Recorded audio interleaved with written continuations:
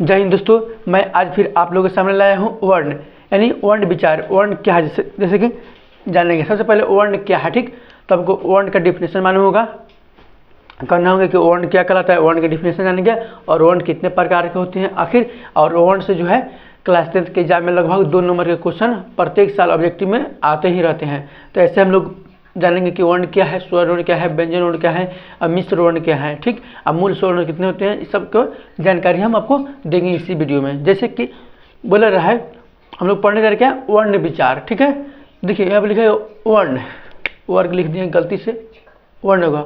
वर्ण वर्ण क्या है, आखिर वर्ण का डिफिनेशन क्या है। तो यहाँ बोलेगा कि वह शब्द, वह सार्थक मूल ध्वनि को कहते हैं जिसका खंडित या टुकड़ा नहीं किया जा सकता है, उसे वर्ण कहते हैं। जैसे देख लीजिए, क हो गया, ख हो गया, इसको हम वर्ण खंडित कर सकते हैं, नहीं कर सकते हैं, इसी को हम वर्ण कहते हैं। जैसे कि क से लेकर ज्ञ तक के जितने भी अक्षर है उसे हम वर्ण कहते हैं, यानी अक्षर कहते हैं या वर्ण कहते हैं। इसको हम लोग खंडित नहीं कर सकते हैं। जैसे देख लीजिए, मान लीजिए यहाँ पर दिख रहा है ख, ठीक। तो इसको हम खंडित कर सकते हैं, नहीं कर सकते हैं, ठीक। तो ये पंजाब में मूल स्वर होगा, ठीक है। तो जैसे कि वर्ण क्या है, तो वर्ण की डिफिनेशन बोल रही है कि वह सार्थक मूल ध्वनि को कहते हैं जिसका खंडित या टुकड़ा नहीं किया जा सकता, उसे वर्ण कहते हैं, ठीक। और वर्ण कितने प्रकार के होते हैं, तो वर्ण जो है 2 प्रकार के होते हैं। वर्ण कौन कौन से होते हैं, स्वर वर्ण, व्यंजन वर्ण। और स्वर वर्ण के पहले जानेंगे, ठीक। स्वर वर्ण डिफिनेशन बोलता है जिन वर्ण का उच्चारण करते समय किसी अन्य वर्ण की सहायता न ली जाए।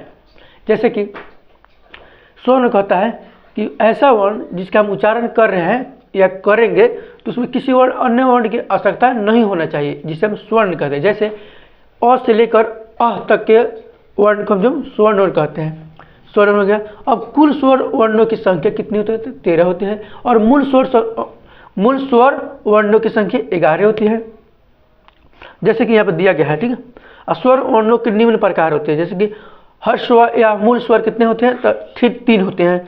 दीर्घ स्वर कितने होते हैं, तो 4 होते हैं। संयुक्त स्वर कितने होते हैं, तो 4 होते हैं। अनुनासिक या आयुग्वा कितने होते हैं, 2 होते हैं। अभी तो होगा हम लोग का। अब जानेंगे कि स्वर और कंप्लीट जानेंगे और व्यंजनों के बारे में हम लोग डिसाइड करने वाले हैं, ठीक है।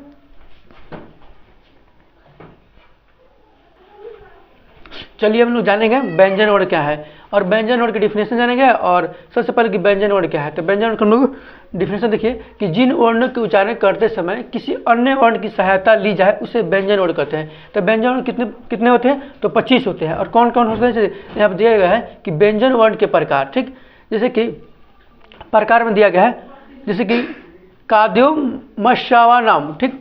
यानी संस्कृत में डिफिनेशन होगा इति स्पर्श, मान इति स्पर्श का मतलब होता है क से लेकर म तक के वर्णों को स्पर्श व्यंजन या वर्गीय व्यंजन कहते हैं, ठीक। स्पर्श व्यंजन या वर्गीय व्यंजन की संख्या कितनी होती है, तो यहाँ बता दिया गया है कि स्पर्श या वर्गीय व्यंजन की संख्या जो है 25 होती है।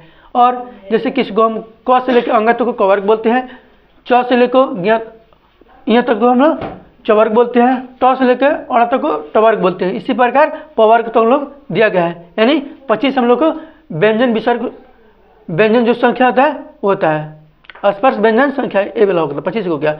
अब देखिए सबसे बड़ा ये मैटर नहीं रखते, मैटर ये रहता है कि अंतःस्थ व्यंजन कितने होते हैं और उसमें व्यंजन कौन से होते हैं, संयुक्त व्यंजन कौन होते हैं और मिश्र वर्ण कैसे कौन कौन से होते हैं। इसका मिश्र वर्ण जैसे कि अगर कीपैड मोबाइल में बात की जाए कि बोल दीजिए कि श्रवण लिखिए, तो जब तक आपको मिश्र वर्ण मालूम नहीं होगा तब तक आपको श्रवण या शत्रुघ्न हो गया, इस सब नाम आपको लिखने में बहुत ही कठिनाइयाँ होगी। तो सबसे पहले हम जानेंगे कि अंतःस्थ व्यंजन क्या है। देखिए अंतःस्थ व्यंजन, ठीक। तो य र ल व हो गया।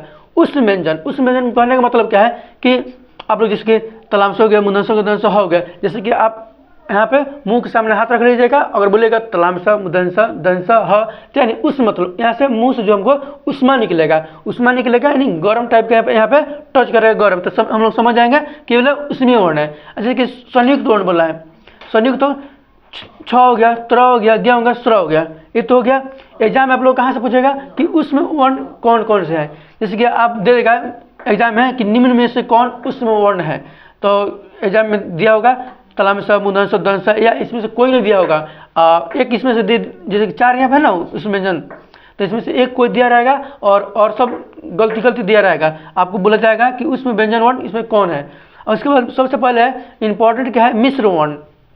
जैसे कि क प्लस स मिल क्या होता है, छ होता है, ठीक ना।